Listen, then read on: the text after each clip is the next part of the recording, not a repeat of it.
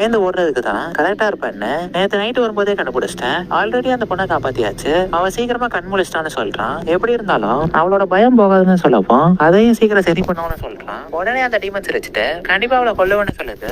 அந்த பொண்ணு சேஃபான இடத்துல இருக்கான்னு சொல்லவும், அப்ப உனக்கு லஞ்ச் பாக்ஸ் கொடுத்தாங்கல்ல, அவங்கள கண்டிப்பா கொல்லுவேன், இன்னொரு ஸ்டேஷன்ல தானே இருப்பாங்க, உனக்கு அவங்கள காப்பாத்தணும்னா முடிஞ்சா நான் தடுத்துக்கோன்னு அந்த பையனை அட்டாக் பண்ணவும், இதுக்கு மேல உன்னை சும்மா விட மாட்டேன்னு ரெங்கோகோ அதோட கையை வெட்டிடுறான். இப்ப அந்த பையனை காப்பாத்தினதை பார்த்து ஸ்லாஷர் டீமன் அதோட கையை ரீஜெனரேட் பண்ணிட்டு அந்த ஸ்டேஷனை நோக்கி ஓடிட்டு இருக்கு. இங்க ரெங்கோகோ ஃபர்ஸ்ட் எய்ட்லாம் பண்ணிட்டேன், என்னோட ஆளுங்களும் வந்துருவாங்கன்னு சொல்றான். அப்ப கரெக்டா எல்லாரும் அந்த இடத்துக்கு வந்துட்டு உங்களுக்கு ஒன்னும் ஆகலைன்னு கேட்கவும், அதெல்லாம் ஒரு பிரச்சனையும் இல்ல, இவங்க எல்லாரையும் பாத்துக்கோங்கன்னு சொல்லிட்டு இப்ப ஸ்லாஷர் டீமனை தேடி போறப்ப டோட்டல் கான்சென்ட்ரேஷன் யூஸ் பண்ணி பயங்கர ஃபாஸ்டா ஓடுறான். அங்க அவங்க ரெண்டு பேரும் கடையை ஓபன் பண்றதுக்கு வரவும், இன்னைக்கு சீக்கிரமா வந்துட்டீங்கன்னு ஸ்டேஷன் மாஸ்டர் கேக்குறாரு. அப்ப ஸ்லாஷர் டீமன் வந்துட்டு இங்கதான் ஸ்மெல் வருதுன்னு கண்டுபிடிச்சிருச்சு. அங்க அந்த பொண்ணு கடையை ஓபன் பண்றப்ப ஸ்லாஷர் டீமன் கரெக்டா உள்ள வந்துட்டு எல்லாமே அந்த ஆசிராவால தான் அவளை அட்டாக் பண்ண போகுது.